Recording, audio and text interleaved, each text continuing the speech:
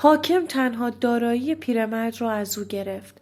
اما فردای آن روز پیرمرد چیزی پیدا کرد که حاکم حاضر بود برای به دست آوردنش هر کاری بکند.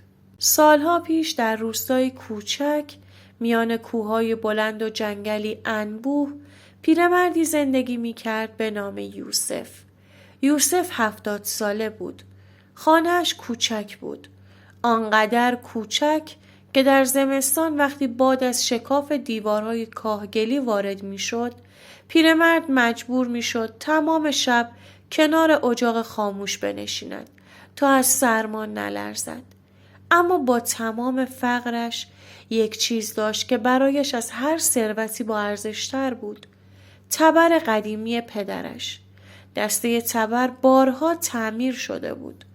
تیغش زنگ زده و پر از خط و خش بود. اما یوسف همیشه می گفت این تبر فقط آهن نیست. نان چند نسل خانواده ما است. اما یوسف همیشه می گفت این تبر فقط آهن نیست. نان چند نسل خانواده من است. با همین تبر بود که هیزم می شکستم. با همان هیزم مردم روستا را گرم می کردم و با پولی که از فروش هیزم به دست می آوردم نان شبم را می خریدم. یوسف همسر و فرزندی نداشت.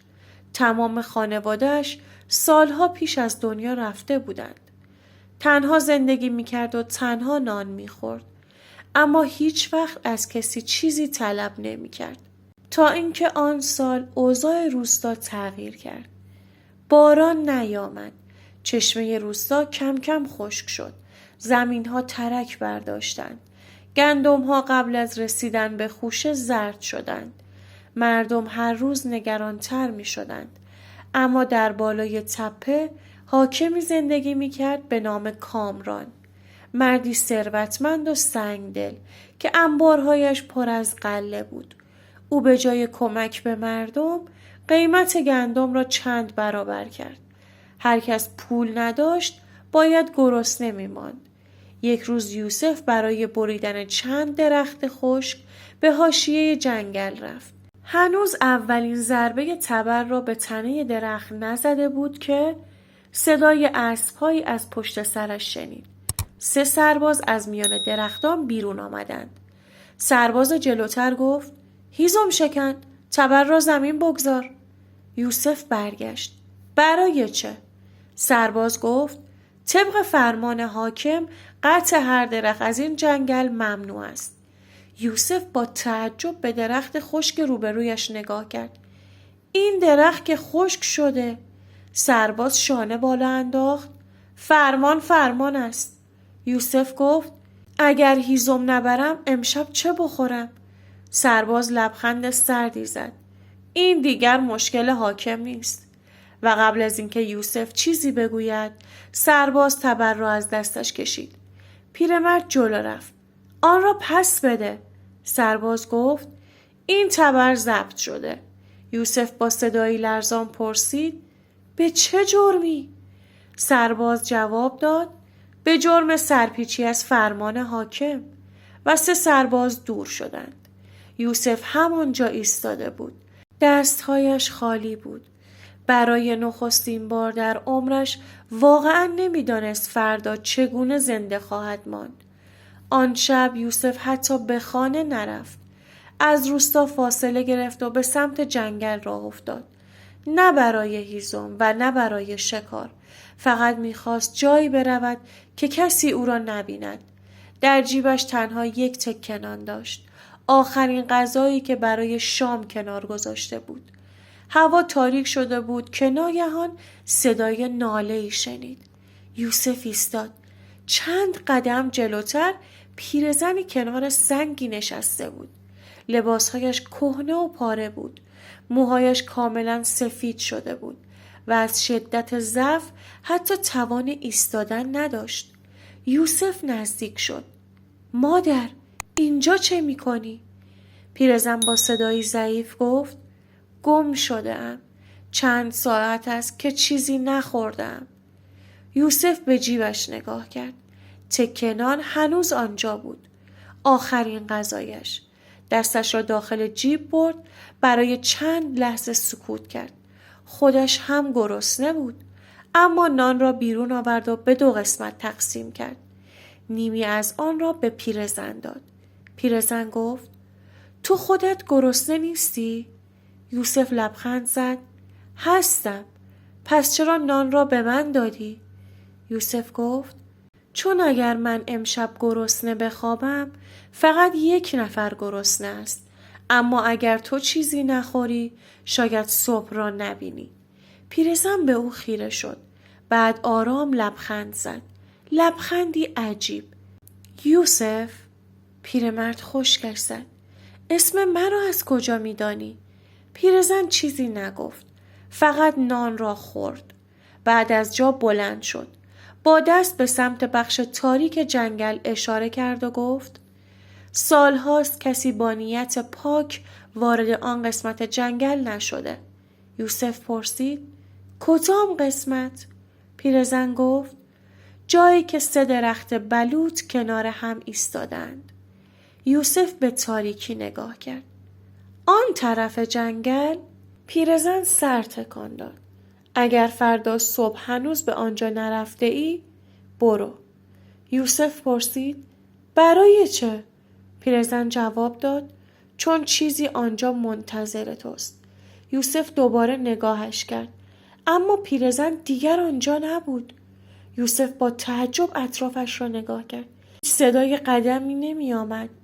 هیچ راهی هم نبود که پیرزن در آن تاریکی بتواند به این سرعت دور شود. فقط 1 چیز باقی مانده بود. رد پاهای پیرزن روی خاک. یوسف دنبال رد پاها رفت. اما ناگهان رد پاها وسط جنگل تمام شد. انگار کسی از آن نقطه به بعد راه نرفته بود. آن شب یوسف همانجا خوابید. صبح با اولین نور خورشید از جا بلند شد. حرف پیرزن را فراموش نکرده بود. 3 درخت بلوط. یوسف سالها این جنگل را می شناخت، اما هیچ وقت آن قسمت را ندیده بود. پس راه افتاد. بعد از نزدیک 1 ساعت جستجو ناگهان 3 درخت بسیار قدیمی را دید. 3 بلوط عظیم کنار هم ایستاده بودند. روی تنه درخت وسط علامتی عجیب حک شده بود. یوسف جلو رفت. دستش را روی نقش کشید. قلبش فرو ریخت. همان علامت روی دسته تبر پدرش بود. تبر. یوسف ناگهان به یاد آورد پدرش همیشه قبل از مرگ گفته بود: روزی اگر چیزی را از دست دادی که فکر می کردی تمام زندگیت به آن وابسته است، دنبال همان چیز نگرد. دنبال چیزی بگرد که دلیل وجودش را به تو نشان بدهد. آن زمان یوسف معنی حرف پدرش را نفهمیده بود. حالا انگار بخشی از آن را میفهمید. زیر درخت سنگی بزرگ قرار داشت. روی سنگ نیز همان علامت دیده میشد. یوسف سنگ را کنار زد. زیر آن حفره‌ای باریک بود. داخل حفره 1 لوح سنگی قرار داشت. روی لوح نوشته شده بود: این جنگل روزگار سختی را به خود دیده است. مردمان این سرزمین در زمان خشکسالی آب را در دل کوه پنهان کردند تا روزی که فرزندانشان به آن نیاز پیدا کنند. اما آب فقط برای کسی آشکار می شود که چیزی را که دارد در زمان نیاز از دیگری دریغ نکند. یوسف چند بار نوشته را خواند. بعد به زمین نگاه کرد. کنار سنگ شکافی باریک وجود داشت. از آن شکاف صدای بسیار ضعیفی می آمد. صدای آب. یوسف زانو زد. با دست خاکها را کنار زد. صدای آب بیشتر شد.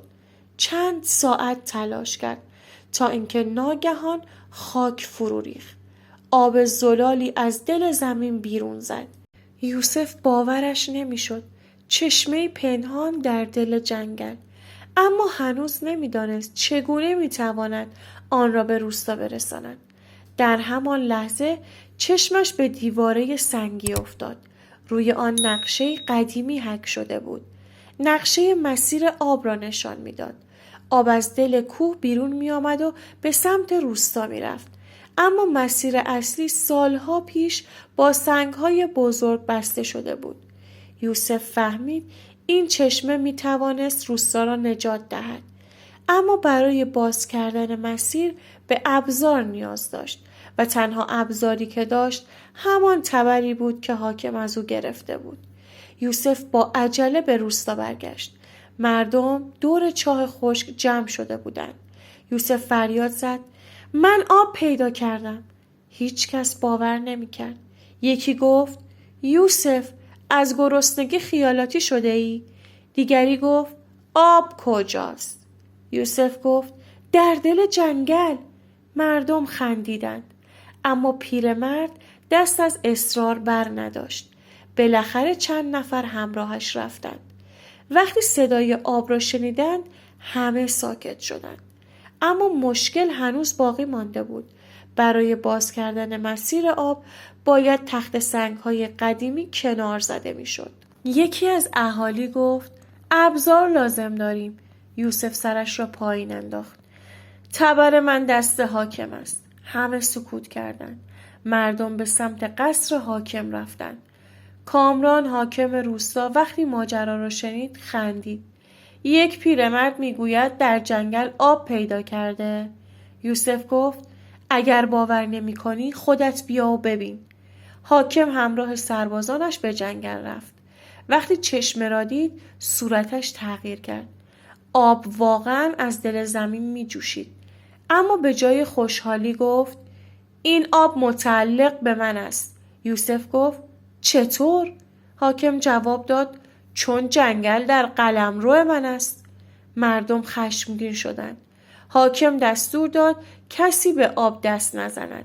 اما درست در همان لحظه اتفاق عجیبی افتاد. یکی از پیرترین مردان روستا جلو آمد و گفت: پدر بزرگ من درباره این چشمه داستانی شنیده بود. همه ساکت شدند. پیرمرد ادامه داد: می گفتند این آب صدها سال پیش برای تمام مردم روستا ذخیره شده، نه برای حاکم، نه برای یک خانواده. حاکم فریاد زد: مدرک داری؟ یوسف لوح سنگی را بیرون آورد.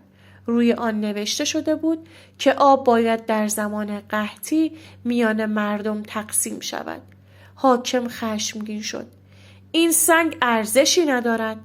اما ناگهان یکی از سربازان جلو آمد. تبر یوسف در دست او بود. همان تبر قدیمی.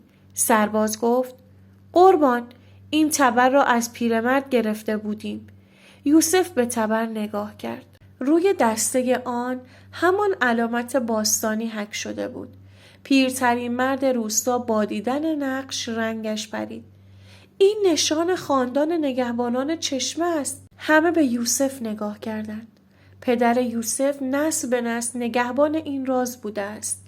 اما خودش هرگز راز را به پسرش نگفته بود.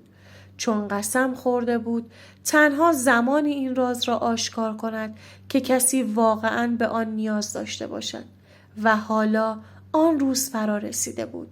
حاکم فهمید دیگر نمیتواند چشمه را تصاحب کند. اما هنوز حاضر نبود تبر را پس بدهد. یوسف جلو رفت. من برای پس گرفتن تبر نیامدم. همه متعجب شدند. یوسف ادامه داد: من فقط میخواهم آب به مردم برسد. حاکم پرسید: پس تبرت را نمیخواهی؟ یوسف گفت: تبر برای من وسیله زندگی بود. اما امروز زندگی تمام این مردم مهمتر است. مردم سکوت کردند. حتی حاکم چیزی برای گفتن نداشت. سرانجام مردم با کمک یکدیگر مسیر سنگی را باز کردند. آب از دل کوه بیرون آمد. از میان جویبارهای خشک گذشت. به زمینهای روستا رسید. چند روز بعد اولین جوانه‌های سبز از خاک ترک خورده بیرون زدند. مردم نان داشتند، آب داشتند و دیگر مجبور نبودند برای هر مشت گندم به حاکم التماس کنند. اما ماجرا هنوز یک سوال بزرگ داشت. پیرزنی که آن شب نان یوسف را گرفت چه کسی بود؟ یوسف روزها دنبال او گشت. اما هیچ کس آن پیرزن را نمی شناخت تا اینکه یک روز پیرترین زن روستا به خانه یوسف آمد. وقتی داستان را شنید مدتی سکوت کرد. بعد گفت پدرت سالها پیش داستانی برای من تعریف کرده بود. یوسف پرسید چه داستانی؟ زن گفت اگر روزی چشمه دوباره به مردم نیاز پیدا کرد، نگهبان آن باید کسی باشد که در سخت‌ترین لحظه آخرین نانش را هم با یک غریبه تقسیم کند. یوسف آرام پرسید آن پیرزن چه کسی بود؟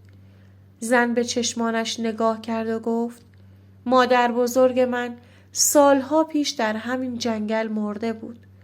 یوسف چیزی نگفت. زن ادامه داد لباس و چهره‌ای که توصیف می‌کنی همان لباس و همان چهره‌ای است که مادر بزرگم در آخرین روز زندگیش داشت. یوسف به فکر فرو رفت. آیا واقعاً آن پیرزن روح مادر بزرگ آن زن بود یا فقط پیرزنی ناشناس که در زمان درست سر راه او قرار گرفته بود؟ هیچ کس جواب این سوال را نفهمید. اما یک چیز برای همیشه در روستا باقی ماند. هر سال در اولین روز باران مردم روستا کنار همان چشمه جمع می شدند و پیرترین مرد روستا به کودکان می گفت این آب را کسی پیدا نکرد که ثروتمند بود. بعد به سنگ قدیمی اشاره می کرد. کسی پیدایش کرد که وقتی خودش چیزی نداشت باز هم حاضر شد چیزی به دیگری ببخشد. یوسف تا پایان عمرش تبرش را به دست گرفت. اما این بار دیگر فقط یک هیزم شکن نبود. مردم او را نگهبان چشمه می نامیدند و هر وقت کسی از او می پرسید یوسف واقعاً چه چیزی تو را به آن چشمه رساند؟ پیرمرد لبخند می زد و می گفت من دنبال آب نرفته بودم. من فقط یه تکه نان را بخشیدم. و بعد سکوت می کرد. چون خودش بهتر از همه می دانست که گاهی خداوند بزرگترین درها را درست در لحظه‌ای باز می کند که انسان فکر می کند دیگر هیچ دری برایش باقی نمانده است. شاید اگر آن شب یوسف آن تکه نان را برای خودش نگه می داشت هیچ وقت آن پیرزن را نمی دید. شاید اگر تبرش از او گرفته نمی شد هیچ وقت به آن جنگل نمی رفت.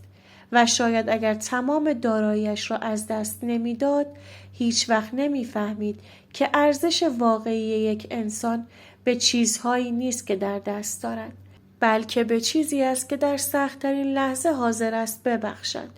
پس اگر روزی احساس کردی همه چیز را از دست داده‌ای یادت باشد گاهی چیزی که فکر می‌کنی بزرگترین مصیبت زندگی توست همان چیزی است که تو را به بزرگترین نعمت زندگیت میرساند.